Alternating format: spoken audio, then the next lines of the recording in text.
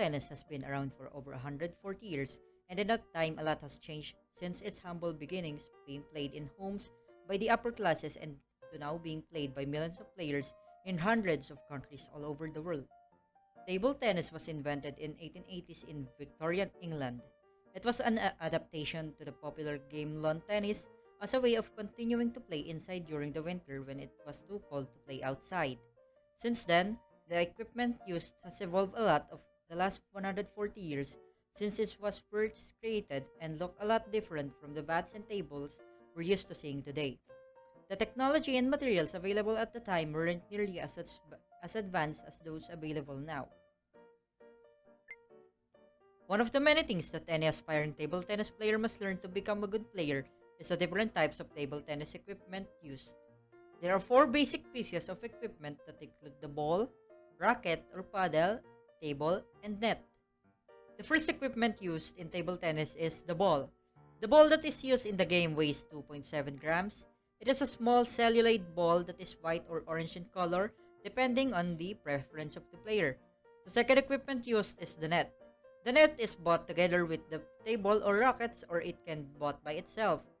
It should be 6 feet long and 6 inches wide. It should have an upper white tape that is not more than 15 millimeters wide. Also, it should include an assembly that can be attached to the middle of the table tennis table. Another important equipment in table tennis is the racket. It is used to hit the ball back and forth on the table. The last piece of equipment used in table tennis is the table. The table in table tennis is the largest piece of equipment that you will need to play table tennis. It looks similar to a small version of a tennis court with lines marking the area of play and the net dividing the two courts.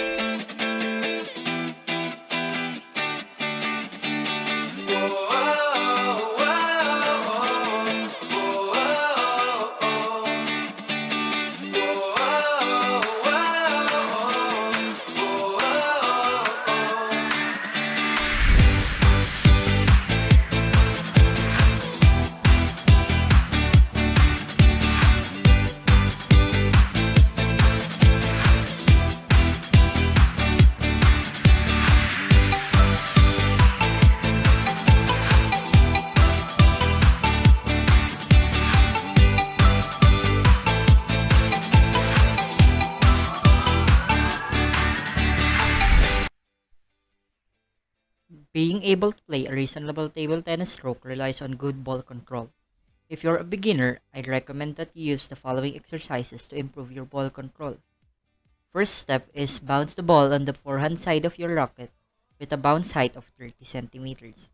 The second step is repeat the first step but use the backhand side of your racket. Then, bounce the ball on each side of your racket alternately. Repeat 1, 2, and 3 but vary the height of the bounce. After that, repeat all the exercises.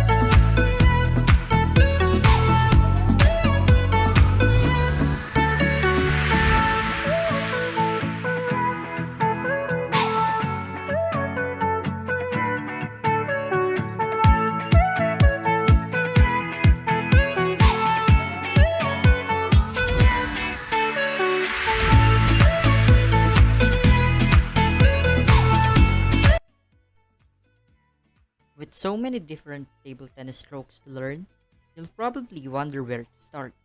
Well, the easiest table tennis stroke to learn first is the backhand push. Then you should move on to the forehand drive, followed by the backhand drive, and finally, the hardest of the basic table tennis strokes, the forehand push. So, what is the backhand push? To play this stroke, you need to stand close to the table and take a stance facing the line of play. Using a short stroke, your racket arm should move from the elbow in a horizontal plane, whilst your free arm should point towards the ball to assist with your balance. Hit the ball at the top of the bounce. Strike the ball on the back bottom portion so that you impart slight backspin. The forehand drive. To play this stroke, stand close to the table and take a sideways stance facing the line of play. Using a medium stroke, your racket arm should move forward and slightly upwards in the direction that the ball is going to travel, whilst your free arm should point towards the ball to assist with your body turn and balance. During your stroke, your upper body should rotate approximately 45 degrees to the right, then turn back to face the ball, whilst your body weight moves from your right foot to your left. The backhand drive. To play this stroke, stand close to the table and take a stance facing the line of play. Using a medium stroke, your racket arm should move forward and slightly upwards in the direction that the ball is to travel, whilst your free arm should point towards the ball to assist with your balance. The racket angle should be slightly closed, and by keeping a loose wrist, you can impart topspin as you move your arm forward. The forehand push. To play this stroke, stand close to the table and take a stance facing the line of play. Using a short stroke, your racket arm should move from the elbow in a horizontal plane, whilst your free arm should point towards the ball to assist with your balance.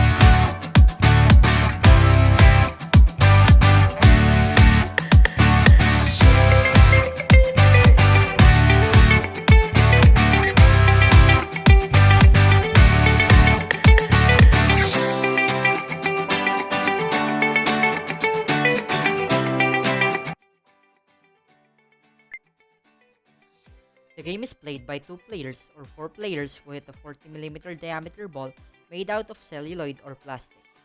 So let us talk about what is a game. A game is won if the player or players for doubles reach 11 points against their opponent, but there will be an application of the use in case both players are tied at 10 points each. So next is what is a match. To start a match, toss a coin, or for common games, the ball is hidden under the table by the umpire, allowing the player to guess which hand it is in. A match consists of 3 sets or 5 sets. A single game is done with 1 player from each team. It is a match between 2 males or 2 females. Next is the doubles game. It is a game with pairs, male or female. All the rules in a single game are also applied except that the vertical line along the axis of the table is used for service purposes. Why should we play table tennis? It offers us a social outlet. Whether you play in the community center or at home with friends, table tennis offers a great way to bond with other people while you lose weight. Because young and old people can play the game, it can help improve communication and build relationships irrespective of age. Playing at home with siblings or parents can bring family members closer and enable them to spend more quality time with each other. Maraming salamat sa pagnood ng aking PE vlog. Ako po si Renz Joseph S. Bulanon at nag-iiwan ako ng kasabihan na kapag may tiyaga, may nilaga.